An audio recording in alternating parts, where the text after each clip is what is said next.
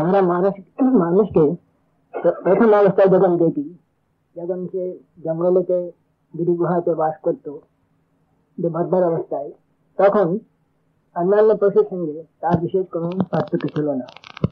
অন্যান্য পশু যেরকম তাদের জীবন ইন্দ্রিয় রাজ্যতে ছিল, মানুষেরই ঠিক সেরকম ইন্দ্রিয় রাজ্যতে তার জীবনটা সীমাবদ্ধ ছিল। তবে মানুষের সঙ্গে পশুর সঙ্গে একটা পার্থক্য ছিল, ভগবান মানুষকে বিচার বুদ্ধি দিয়েছিলেন যেটা অন্য পশুকে দেননি। সেই কারণে কি অন্য পশুগুলো পশু রয়ে গেল, কিন্তু মানুষ ক্রমশ অগ্রসর হলো। আস্তে আস্তে সেই বিচার বুদ্ধি দ্বারা পরিচালিত হয়ে সে এগোতে থাকলো। আস্তে আস্তে এরকম এগোতে এগোতে নানা রকম স্তর দিয়ে শেষ পর্যন্ত সে মনের রাজ্যে এসে পৌঁছলো, ইন্টেলেকচুয়াল মেন্টাল প্লেনেতে। তখন তার সমস্ত ভোগ এটা ইন্দ্রিয় সুখের দিকে ছিল না, কিন্তু সে তার ভোগ খুব সূক্ষ্ম ভাবিত হলো। কিভাবে? তার সমস্ত ভোগের হলো নাচ, গান, কবিতা, পেন্টিং, চিত্র করা, আঁকা, ড্রামা লেখা, এইসব নানা রকম এরকম সূক্ষ্ম ভোগ তার সেই দিকে দৃষ্টি গেল। তার ইন্দ্রিয়ের দিকে অতটা হচ্ছে না। কিন্তু সেখানে তার শেষ হলো তা নেই, তার আরো এগিয়ে গেল। তার যে বিচার বুদ্ধি তাকে আরো এগিয়ে যাওয়ার তাকে উত্তেজনা দিলেন। কিরকম? সে দেখলে এই জগৎ এত পরিবর্তনশীল, এটা সর্বদা পরিবর্তন হচ্ছে, এর পিছনে কোন রকম সত্তা আছে কিনা যেটা নিত্য, এটা জানার জন্য তার বিশেষ উৎসুক হলো। সে অনুসন্ধান করতে করতে শেষ পর্যন্ত সে গিয়ে আত্মা থেকে পৌঁছলো, তার আত্মজ্ঞান হলো। যখন আত্মজ্ঞান ও ব্রহ্মজ্ঞান বলো, যখন তত্ত্বমসি এই জ্ঞানটা তার যখন হলো, তখন তার কর্মবিকাশ শেষ হয়ে গেল। সে পশু থেকে মানুষ হলো, মানুষের দেবতা হয়ে গেল। এই হলো মানুষের ইভলিউশন যাকে বলে, কর্মবিকাশের এইভাবে কর্মবিকাশের তার শেষ পর্যন্ত ব্রহ্মজ্ঞানে গিয়ে শেষ হয়ে যায়। এখন এই যে মানুষের থেকে যে দেবতা প্রাপ্ত হলো, সেই অনুসন্ধান করলেন সে কিভাবে তার ব্রহ্মজ্ঞান লাভ করলেন। এখানে এটাও ঠিক সেই বিচার বুদ্ধি দ্বারা সে ঠিক করলে যে এই পিছনে একটা সত্তা আছে যেটা আমাকে উপলব্ধি করতে হবে। কিভাবে সে করলে? দেখলে মানুষ আমাদের তিনটি অবস্থায় আছে, একটা হচ্ছে জাগ্রত অবস্থা, একটা হচ্ছে স্বপ্ন অবস্থা, আর একটা হচ্ছে সুষুপ্তি অবস্থা। তার বিচার করে দেখলে যে জাগ্রত অবস্থায় আমরা যা সমস্ত জগৎ দেখি, এই সমস্ত দৃশ্যমান জগৎ, সেটা আমি যখন ঘুমিয়ে পড়ি তখন এই জগৎটা আর দেখছি না, সেই জগৎটা কোথায় চলে যায় কি জানি। তখন কি দেখি, তখন স্বপ্নের অবস্থাতে আমার যে সংস্কারের দ্বারা সৃষ্টি, মনের দ্বারা সৃষ্টি হল যে জগৎ, স্বপ্ন জগৎ, সেটা দেখলাম। কিন্তু তারপরে আবার যখন গাঢ় ঘুম হয়, একবার সুষুপ্ত অবস্থা হয়, তখন স্বপ্ন জগৎটাই চলে যায়, কোথায় চলে যায় ঠিক নেই। তখন থাকে কি শুদ্ধ অজ্ঞানতে থাকে। আর যখন ঘুম থেকে উঠি আমি কি বলি যে আমি খুব আনন্দে ঘুমিয়েছিলাম, আমি কিছুই টের পাই। এটা দুটো ভাগ আছে। আমি আনন্দে ঘুমিয়েছিলাম, এটা হচ্ছে যে অবস্থায়, সুষুপ্ত অবস্থায় আত্মার যে আনন্দটা আমি অনুভব করেছি। আর যে আমি কিছু জানতাম না, সেটা হচ্ছে আমি অজ্ঞানকে আমি দেখছি, অজ্ঞান হচ্ছে তখন আমি অনুভব করছি। এই যে আত্মার অজ্ঞানের দ্বারা আবৃত হয়ে পড়ে ঠিক ঠিক আত্মজ্ঞান হয় না, কিন্তু তার এক আভাস পায়, সেটা আনন্দিত হয়, আর অজ্ঞানকে জন্ম নেই। এটা দেখি তাহলে এই তিনটি অবস্থাতেই একটা জিনিস কিছু আছে যে সমস্ত জগৎটা পরিবর্তন হচ্ছে বটে, কিন্তু যে দ্রষ্টা সে থেকে যাচ্ছে। আর তারপর যখন সমাধি হয়, নির্বিঘ্ন সমাধি, তখন অজ্ঞানে চলে যায়, কিন্তু যে দ্রষ্টা সে থেকে যাচ্ছে। এই যে সত্তা আছে, এইটাই যে পরিবর্তনশীল অনিত্যের ভিতরে যে স্থায়ী, এটা হচ্ছে নিত্য। আর সেই হলো আত্মা, আর সেই হলো অখণ্ড, তার সে অদ্বিতীয়, তার কোন রকম নেই, সে সব দ্বারাই তার সে দ্রষ্টা, কখনো দৃশ্য নয়। এইভাবে দ্বারা বিচার করে দেখলে, যেটা এখন এটা কিভাবে তো উপলব্ধি করতে হবে, তার জন্য তারা দেখলে এই মনকে দিয়ে আমাকে এটা বিচার আরো ইয়ে করে দেখতে হবে, মনের থ্রু দিয়ে, মনের দ্বারা আমাকে ব্রহ্মজ্ঞান লাভ করতে হবে। তার জন্য তারা করলে কি প্রথম মনটাকে শুদ্ধ পরিষ্কার করতে চেষ্টা করবে, নানা রকম সাধনা দিয়ে, যারা বলে বেদান্তে বলে সাধন চতুষ্ট। তার প্রথমে হলো রকম নৈতিক ইয়ে আছে, সমাদমা তিতিক্ষা ও প্রীতি শ্রদ্ধা। যে শ্রদ্ধা ছাড়া কোন রকম শাস্ত্রীতে যদি শ্রদ্ধা না থাকে, গুরুর যদি শ্রদ্ধা না থাকে, মহাপুরুষদের রচনাতে শ্রদ্ধা না থাকে, তাহলে তার কোন জীবন কিছু হতে পারে না। সেই জন্য শ্রদ্ধা হয়েছে দরকার। তারপরে দরকার নিত্যানিত্য বস্তু বিবেক, যে কোনটা নিত্য কোনটা অনিত্য, এই করে অনিত্যটা ত্যাগ করে নিত্যটা ধরার চেষ্টা। তারপরে সমস্ত বাসনাগুলি ত্যাগ করতে হবে, ভোগের বাসনা, যে এই জগতে হোক, স্বর্গে থেকে হোক, সমস্ত ভোগের বাসনা। আর ভগবত দর্শন করতে হবে, জ্ঞান লাভ করতে হবে, তত্ত্ব লাভ করতে হবে, এটার জন্য একটা তীব্র আকাঙ্ক্ষা দরকার। এইসবে থাকলে তখন আমরা ঠিক শাস্ত্রের মর্মটা ভালো করে বুঝতে পারি। না হলে আমাদের যে আগেকার প্রথম যে মন থাকে, সে মন দিয়ে আমরা যে শাস্ত্রে বুঝতে যাই, আমরা বাস্তবে ঠিক ঠিক বুঝতে পারবো না। এটা ঠিক প্রমাণ আছে, ইন্দ্র আর বিরোচন দুজনেই গিয়েছিল গুরুর কাছে। বিরোচন একরকম বুঝলে আর ইন্দ্র আরেকরকম বুঝলে, কেন তাদের মনের ব্যাপার। সেই জন্য শাস্ত্রের দিকটি বুঝতে গেলে মনটা শুদ্ধ হওয়া চাই, মন ধ্যান ভজন করে ঠিক করতে হবে। তারপরে শাস্ত্রের কথা শুনতে হবে, শ্রবণ করতে হবে, তারপর মনন করতে হবে, তারপর নিধিধ্যাসন করতে হবে। নিধিধ্যাসন ধ্যানেতে তখন ব্রহ্মজ্ঞানের সমাধি লাভ হবে। এখন এই করতে গেলে সমস্ত যা শাস্ত্রে বলা আছে, যা সমস্ত আমাদের ইন্দ্রিয় সর্বদাই বহির্মুখী, কিন্তু সেগুলিকে বন্ধ করে অন্তর্মুখী করে আত্মার ধ্যানেতে লাগাতে হবে। তখন যখন ধ্যানটা ঠিক ঠিক হয়, তখন সমাধি হয়, তখন ব্রহ্মজ্ঞান লাভ করতে পারে। এই হলে তারা ঠিক করে দিয়ে একেবারে তারা ব্রহ্মজ্ঞান লাভ করতে পারে। এখন ধর্ম তাহলে বুঝতে পারা যাচ্ছে, ধর্ম মানে হচ্ছে প্রত্যক্ষ অনুভূতি যায়, তত্ত্বের হোক, ভগবানের হোক, ব্রহ্মের অনুভূতি, এটাই হলো ঠিক ঠিক ধর্ম। আর যা কিছু আমরা সাধারণত বুঝে থাকি, যে উপবাস করলুম, মন্দিরে গেলুম, না হলে একটা পূজা পার্বণ করলাম, একটু পুজো করলাম, না তীর্থ ভ্রমণ করতে গেলাম, এই সবগুলি হচ্ছে ঠিক ঠিক ধর্ম। কিন্তু দুঃখের বিষয়, আমরা এই সমস্ত গুলিকে ধরে নিই ঠিক ধর্ম। আর অনেকের ধারণা থাকে যে ধর্ম মানে এর ভিতরে যা কিছু ধর্ম নেই, এর বাইরে আর ধর্মের কিছু ইয়ে নেই। অথবা যারা এরকম আচরণ করছে না, তারা ধার্মিক, আমাদের মতন ধার্মিক নয়। এই হচ্ছে তার সম্পূর্ণ বুদ্ধি জয় হয়। কিন্তু ভগবানের এমন কৃপা যে যখন এই মানুষের এরকম সম্পূর্ণ বুদ্ধি হয়, তিনি অবতীর্ণ হয়, আর এসে তিনি সমস্ত আবার ধর্মের পথে দেখিয়ে দেন, ধর্মের ঠিক ঠিক ভুল সেটা দেখিয়ে দেন, আর তার জীবন আর তার বাণীর দ্বারা মানুষকে আবার সমস্ত ধর্মের পথে জানিত করে।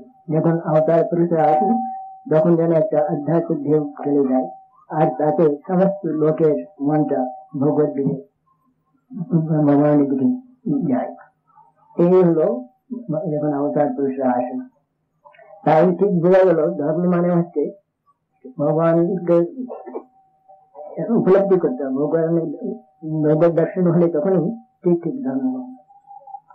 স্বামী সেই জন্য বলে দিয়েছেন, যে তার রাজযোগে বলেছেন ধর্মের ঠিক ধরে, যে আত্মা মাত্র সুপ্ত अव्यक्त ब्रह्म, ये अव्यक्त ब्रह्म के प्रकृति के वशीकृत करे, अंतर बहित प्रकृति वशीकृत करे व्यक्त कराई হচ্ছে মানুষ জীবনের উদ্দেশ্য। সেটা আমরা যে কোনো একটা চারটে যোগের ভিতরে একটা যোগ, না দুটো যোগ, নাহলে সবগুলিকে মিলে সেই ব্রহ্ম ব্যক্ত করে আমরা মুক্ত হতে পারি।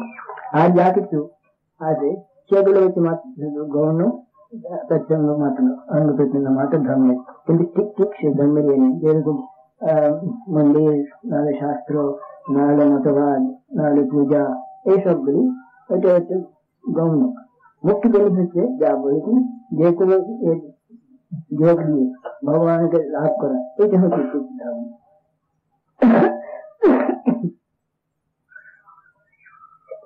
এখন গত শতাব্দীতে আমাদের যখন আমরা ধর্মের সমস্ত ভুলে গেছি, ধর্মের এরকম সমস্ত নানা রকম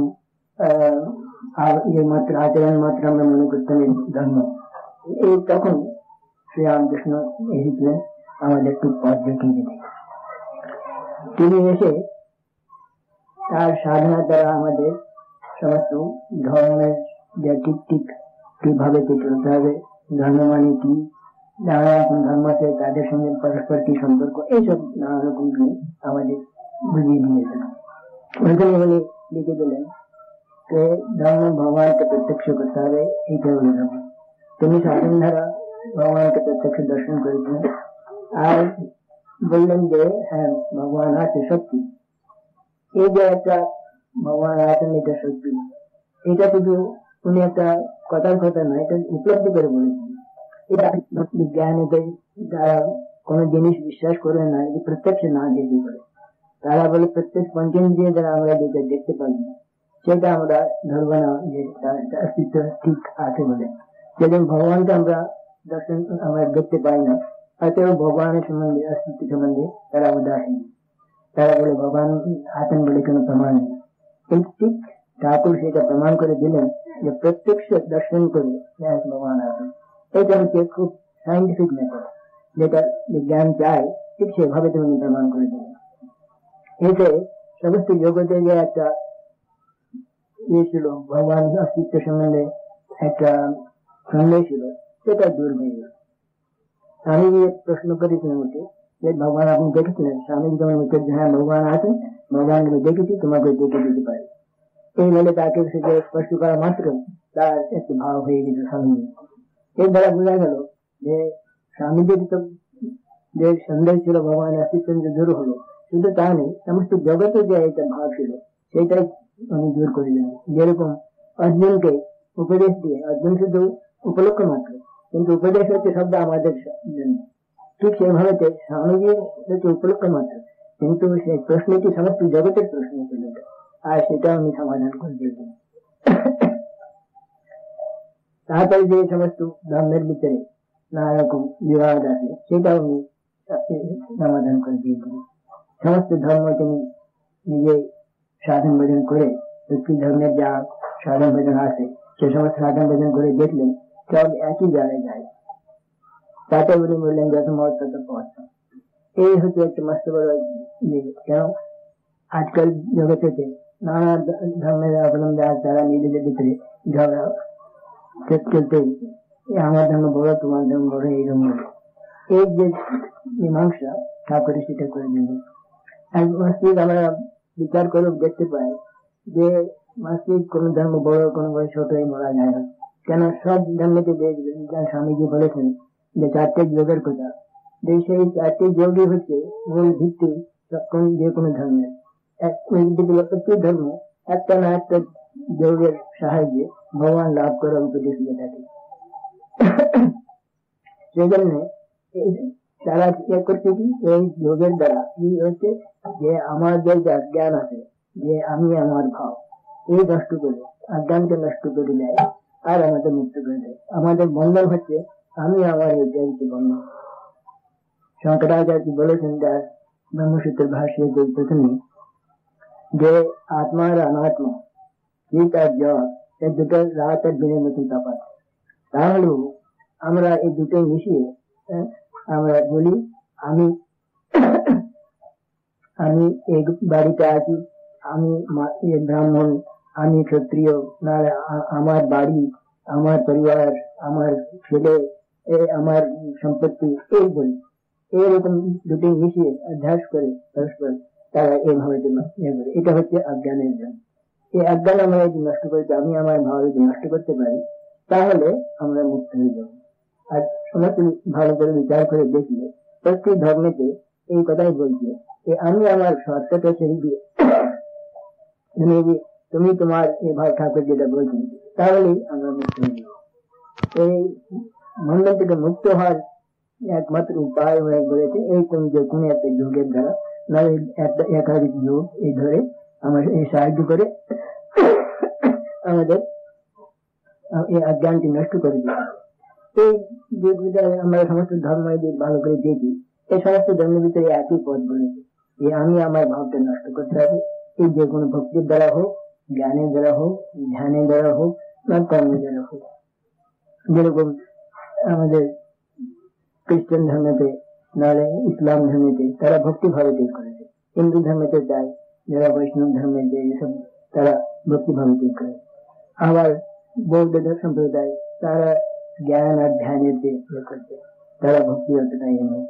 এভাবে ধর্মেতে দেখবেন এই চারটি যোগ দিকে কোনো একটা না দুটো যোগ ধরে তারা একটি করছে, ভগবান লাভ করার তার সাধনা করে। এখন এই দ্বারা বোঝা গেল যে বাস্তবিক সমস্ত ধর্ম একই, যে পথ তফাৎ হতে পারে কিন্তু গন্তব্য পথ একই, যেখানে গিয়ে পৌঁছানো সেখানে একই। ঠাকুরের জীবনেতে মা বলতেন, সবাই বলে ঠাকুর সর্বধর্ম সমন্বয় করে গেলেন, এই জন্য একটা মস্ত বড় কথা। কিন্তু উনি কি এই সমধর্ম সমন্বয় করবেন বলে এই সময় সাধনা করেছিলেন? তা নয়। তিনি তার কৌতূহল হয়েছিল সমস্ত অন্য ধর্ম অবলম্বীরা কিভাবে ভগবানকে ডাকে সেটা ডাকবার দেখো, তার একটু ইচ্ছা হয়েছিল, সেজন্য সাধনা করেছেন। করে দেখলেন তিনি যে একই প্রতি একই জায়গায় যায়। কিন্তু তার জীবনে সবচেয়ে বড় জিনিস হচ্ছে ত্যাগ। ত্যাগ হচ্ছে সবচেয়ে মানে এরকম ত্যাগ আর কোন অবতারকে ভিতরে পাওয়া যায় না। সে বলছেন মা বলছেন বাস্তবিক ঠাকুরের ত্যাগই হচ্ছে খুব বড় জিনিস। আজকাল যে জগতে যাকে বলে অ্যাক্টিভিটিনেস, এই সমস্ত জাতিকে দেখতে পাই আমরা, সব গ্রাস করবো নিজের নিজের স্বার্থ।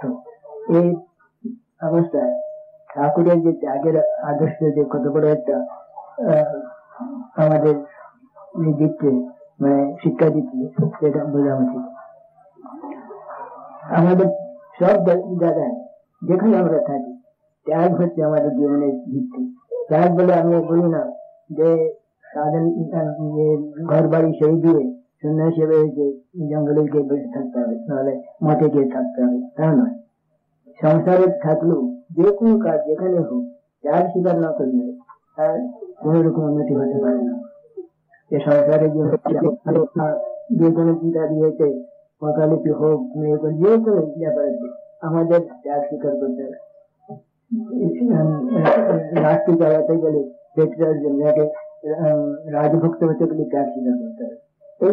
এই সব বিষয়তে আমাদের জীবনে ত্যাগ হচ্ছে মুখ্য জিনিস। যেখানে ত্যাগ আছে সেখানে সে মানুষ বড় হয়। সংসারেতে এটি কোনো পরিবারেতে কেউ এটি খুব ভালো ত্যাগী থাকেন, যার সমস্ত অপরের জন্য তার হয় সেবা করে নিজের কথা ভুলে যায়, তাহলে সে সংসারে দেখবেন খুব চমৎকার হয়ে চলেছে। চারজন যেরকম নিজে থাকে, এটি পরিবারের যে কর্তা নাহলে যিনি নাহলে এরকম কেউ থাকেন যারা এই সমস্ত দেখবেন, তাহলে ঠিক দেখবেন। আমাদের সংসারের ভিতরে যখন মা বাবা ত্যাগ স্বীকার করে ছেলেকে মানুষ করে, এরকম দেশ সেবা করে, ত্যাগ স্বীকার করে দেশের সেবা করে। প্রত্যেক জিনিস যেখানে আমাদের উন্নত হতে গেলে, বড় হতে গেলে ত্যাগ ছাড়া হয় না। আগে বলছেন গীতার উপদেশ বলতে, গীতা যেটা বললে ত্যাগ ত্যাগই ত্যাগই হয়ে যায়। ঠিক বাস্তবিক গীতার সমস্ত হলো ত্যাগ। যে কর্ম করতে বলছে বটে, কিন্তু কর্ম ফলে ত্যাগ করতে বলছে, কর্ম অনাসক্ত হয়ে করতে বলছে। এই হলো গীতার অর্জুনকে শ্রীকৃষ্ণ উপদেশ দিয়েছিল। সেই ত্যাগ ছাড়া আমাদের জীবনে কোথাও কিছু হতে পারে না। এটা আমাদের ভালো করে বোঝা উচিত যে স্বার্থ ছেড়ে নিঃস্বার্থ হতে হবে, আর তার মনে হচ্ছে ত্যাগ অবলম্বন করতে হবে। আমরা যদি ঠিক ভালো ত্যাগটা অবলম্বন করে জীবন যাপন করতে পারি, তাহলে আমরা আনন্দে জীবন কাটাতে পারবো। তাহলে কোন রকম দুঃখ কষ্ট বলে কিছু হবে না। সেই দুঃখ কষ্ট হলেও বেশ আনন্দ সহিত আমরা স্বীকার করে নেব, কেন আমি একটা আদর্শের জন্য যে দুঃখ কষ্ট পাচ্ছি তার থেকে আনন্দ হতে এটা দুঃখ সহিত মনে হবে না। আর ঠাকুর আরেকটা জিনিস বলেছেন যে তিনি সবের দিকে সে একই আত্মাকে দেখবেন, যেখানে যাকে বিপত্তি দেখতে দিতে একই আত্মা আছে, যে শিক্ষিত অশিক্ষিত, বড় লোক গরিব লোক, তারপরে যারা ব্রাহ্মণ নাহলে চান্ডাল, নাহলে যে সমস্ত সাদা চামড়া, লাল ইট চামড়া, নাহলে কালো চামড়া, সব ব্যক্তি ছিল। এই সমস্ত আমরা যে সমস্ত নানা রকম দেখছি তফাৎ, তিনি তার ভিতরে এই সমস্ত দেখলেন এই হচ্ছে যারা শুধু উপরকার মতো, কিন্তু অন্তরেতে সবাই এক এক আত্মা আছে। সেজন্য উনি সবাই যদি আত্মা দেখতে বলে তার কাছে কেউ পড়ছে না, সবাইকে উনি ভালোবাসতেন। যে মহাপুরুষ হতে পারে, সে একবারে পাপী হতে পারে, সে গরিব হতে পারে, আর একজন বড় লোক হতে পারে, সবের কাছে সবাই মিলে তিনি সবাইকে আপনার বোধ করতেন। এইটা আমাদের আজকাল এই বিশেষ ভাবে দরকার, আমাদের জগতেও দরকার আর আমাদের ভারতবর্ষেও দরকার। আমরা যে এরকম প্রভিন্সিয়ালিজম, নানা রকম যে মত ধর্মভেদ, আর না হলে এই সমস্ত জাতিভেদ, এইসব আমরা করছি, এইসব আমাদের সমস্ত মুখে ফেলতে হয়। আর এক জাতি হতে গেলে আমাদের এই দৃষ্টি থেকে সব দেখতে হবে। বাইরে যদি দেখলে কিছু হবে না, কিন্তু অন্তরে গিয়ে দেখতে হবে যে সবাই যদি একই আত্মা আছে, তখন আমরা এক হতে পারবো, সমস্ত জগতে এক হতে পারবো। সমস্ত জগতে বলে one world one world, one world হবে কি করে? যাতে অত রেশনাল ডিফারেন্সেস আছে, মানুষের অত তফাৎ আছে, এরকম থাকা সত্ত্বেও ওয়ান ওয়ার্ল্ড হবে কি করে? ওয়ান ওয়ার্ল্ড হতে পারে যদি আমরা সে আত্মাকে দেখি আর তার উপরে ভিত্তি করে চেষ্টা করি দেখতে সমস্ত জগতে, তাহলে আমরা সমস্ত জগতে শান্তি হবে। আমরা আর ভেদ দেখবো না কারোর ভিতরে। এই করতাম একজন সাহেব হতে পারে, আরেকজন জাপানি হতে পারে, আরেক চাইনা হতে পারে, এরকম যে হোক, তার ভিতরে আমরা সবাই এক। আমরা সমস্ত ইন্টারন্যাশনালিজম সব কথা এসব বলি, কিন্তু ইন্টারন্যাশনাল মা একটা ছোট্ট কথা বলি, কিরকম মানে ইন্টারন্যাশনাল গিয়েছি। তিনি একটা কাপড় কিনতে বললেন একটা ম্যাগাজিনকে, বিলেতি কাপড়, সে স্বদেশী আমাদের। সে কাপড় বললে আমি কিনবো না, কেন সে বিলেতি কাপড়, আমরা দেশের লোক তারা সমস্ত জ্বালাতন করে করে নানা রকম কষ্ট দেয়, আর তারা ওখান থেকে টাকা পয়সা লুটে দেয়, তাহলে আমরা আবার এটা কিনে পয়সা দিতে হবে, তাহলে আমরা করবো না, আমি করবো না। তবে মা ওকে আর কিছু বললেন না, আরেকজনকে কাপড় কিনতে দিলেন, এই বিলেতি কাপড়। আর একে বললেন, বাবার ওরাও তো আমার ছেলে, ওদেরও তো খেতে হবে। এই এখন আমরা এটা মনে করবো এটা হচ্ছে আনপেট্রিয়াটিক, মানে এটা তিনি কোন রকম জাতীয়তা তার ভিতরে ছিল না। তিনি সমস্ত জগৎকে এক দেখতেন। তিনি যে সাহেব, ইংরেজ আর ভারতবাসী এগুলো কোন তফাৎ দেখতেন মানে সাধারণত আমার ছেলে তাদেরই তো খেতে হবে। এই যে ইন্টারনেটের কোথায় আমি তার চেয়ে ভেদ বেশি করে সেই জন্য আমাদের এই আত্মাকে যদি আমরা ঠিক সবের দিকে দেখতে পাই, তাহলে ঠিক আমাদের একতা আনার সুবিধা হবে। আর তার মাত্র নেই, এই আত্মা দেখে আমরা এই যে সবের সঙ্গে ব্যবহার করি, তাহলে আমাদের প্রতি কাজটাও তার উপাসনা হয়ে যাবে। ভগবানের দৃষ্টি নিয়ে যেন আমরা কখনো ভুলে যাবো না। সবের দিকে আত্মায় দেখছি, জব ধ্যানের সময় যাকে দেখছি, ঠিক সে ভগবানকে একটু দেখতে দিতে অর্থাৎ তাদের সবাইকে আমরা ভালোবাসতেছি। আর আমার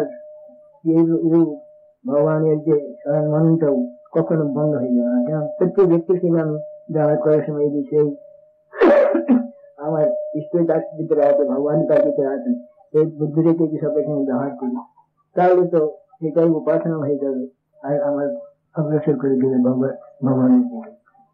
এই হলো স্বামী ঠাকুর এসে এই সমস্ত শিক্ষা দিলেন। আর স্বামীজি এই সমস্ত জগতে প্রচার করলেন। যখন মানে আমেরিকাতে গেলেন, তখন তার আগে অনেক ইন্ডোলজিস্ট ছিল, যে ভারতবর্ষের ধর্মের সমস্ত শাস্ত্রগুলি তারা ইংরেজিতে করে। এখন যে আজকাল দিনেতে আমরা সব দেখছি চারদিকে নানা রকম হত্যাকাণ্ড চলছে, নানা রকম ভাঙছে সমস্ত, কিন্তু আবার পুনর্গঠনের কোন রকম শক্তি আছে কিনা সেটা আমরা দেখতে পাচ্ছি না, সেটা সূক্ষ্ম ভাবে হচ্ছে। আর এই ভাঙা ভাঙি যেমন চুল বার হচ্ছে বলে আমরা দেখে একটু অবাক হয়ে যাচ্ছি, কিন্তু সূক্ষ্ম ভাবে আবার পুনর্গঠনের কাজ চলছে। এই যে ঠাকুরের যে সমস্ত বাণী দিয়েছেন, এই বাণী সমস্ত জগতে ছড়িয়ে পড়ছে।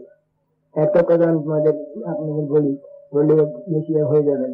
ইউরোপে একটা কাগজ আছে, ম্যাগাজিন আছে, সে সমস্ত ইউরোপিয়ান ভাষাতে সেটা ছাপা হয়। এখন কয়েক মাস আগে সেটা হস্তান্তর হয়েছে, একজনের কাছ থেকে আরেকজনের কাছে গেল, সে কিনে নিল।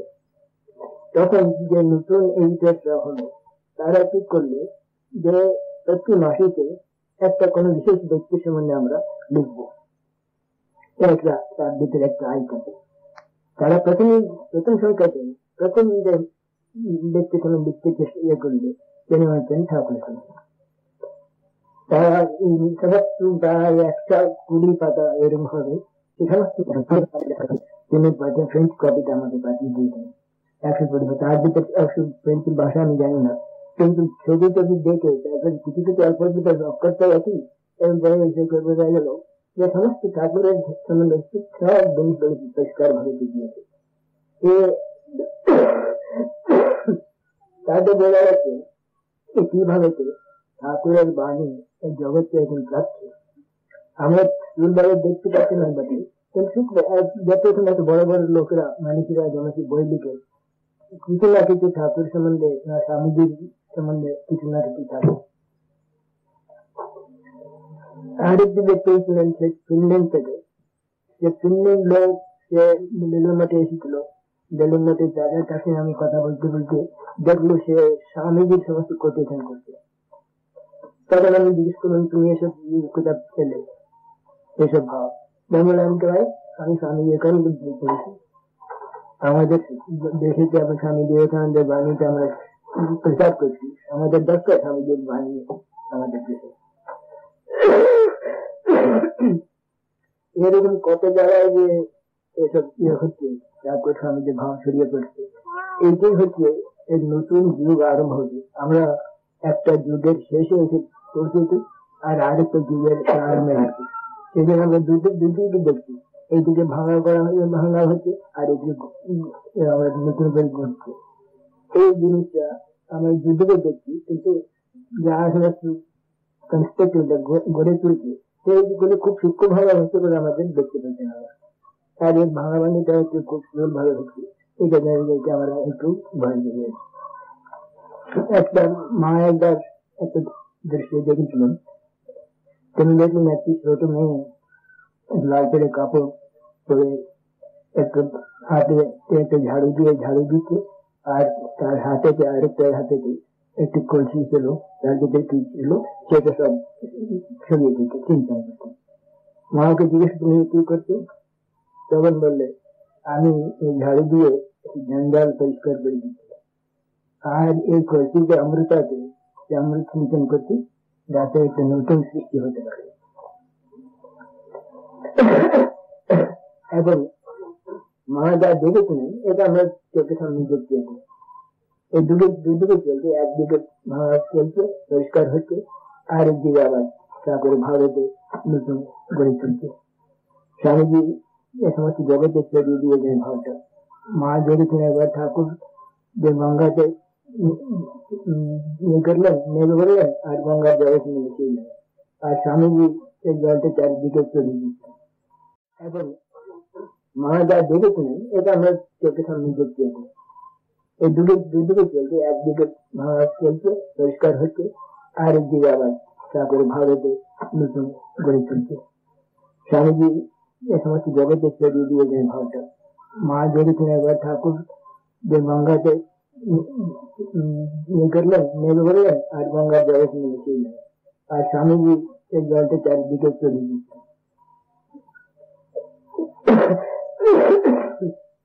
এবং এটি হচ্ছে আমাদের এখনকার যে ভালো করে যে আমরা দেখি, বাস্তবিক একটা যুগকে যেন শেষ হয়ে আসছে, সেই যুগে আর তার শক্তি নেই দেখে সেই যুগটা শেষ হয়ে আসছে, আর একটা নতুন যুগের সৃষ্টি হচ্ছে, নতুন যুগের সে নতুন যুগের যা সামগ্রী হচ্ছে নতুন যুগ গড়ে তোলবার স্বামীজির ঠাকুরের জীবনী আর ঠাকুরের আদর্শ। এই বরাবরই দেখুন সত্যি যেখানে একটা বড় সভ্যতা হয়েছে তার পিছনে একটা মহাপুরুষ নাহলে অবতার পুরুষ আর তার জীবনের বাণী আছে। দেখুন ইসলামিক ধর্ম দেখুন, বৌদ্ধ ধর্ম দেখুন, তারপরে আমাদের দেশে তো অনেক হয়ে গেছে। সত্যি যখন যখন মহাপুরুষ জন্মেছেন তারপরে একটা নতুন একটা আরম্ভ হয়ে গেছে ধর্ম জগতে। আর যে শঙ্করাচার্য জন্ম নেন তারপরে দেখুন শঙ্কর সে মস্ত বড় সাউথ ইন্ডিয়াতে দক্ষিণ ভারতে বড় বড় বিজয়নগর রাজা বিজয়নগর কিংডম হলো হলো সব হলো। আর এখন আমরা যা বলি ইউরোপিয়ান সিভিলাইজেশন তার পিছনে কি ছিল, ঘোড়াতে যখন রোমান সিভিলাইজেশন নষ্ট হয়ে যাওয়ার পরে যখন নতুন এই সমস্ত নতুন একটা যুগ আরম্ভ হলো, নতুন এক সভ্যতা আরম্ভ হলো, এর পিছনে ছিল শুধু ক্রাইস্টের জীবনের বাণী, সেই দিকে আরম্ভ হলো। কিন্তু সে হতে হতে তারপরে তারা সমস্ত ক্রাইস্টের বাণী ভুলে গেল, যে বিজ্ঞানের যুগ আসলো, এই বিজ্ঞানের যুগ যেতে যেতে আর ভগবানের দিকে চলে দিল, আর বিজ্ঞানের ধরে একবারে মেটেরিয়ালিস্টিক ভাবে যে এখন আজকে এসে এই অবস্থায় পড়ে আছে। প্রত্যেক সভ্যতার পিছনে একটা মহাপুরুষ আছে, তার জীবনী তার বাণী। এখন যদি নতুন যুগ হবে তার পিছনেও একটা মহাপুরুষের জীবনী বাণী, সেই জন্য তিনি শ্রীরামকৃষ্ণ। স্বামীজি তো বলেই গেছেন যে ইন্ডিয়া শ্রী রামকৃষ্ণ, ইন্ডিয়া ভারতের শ্রী রামকৃষ্ণ।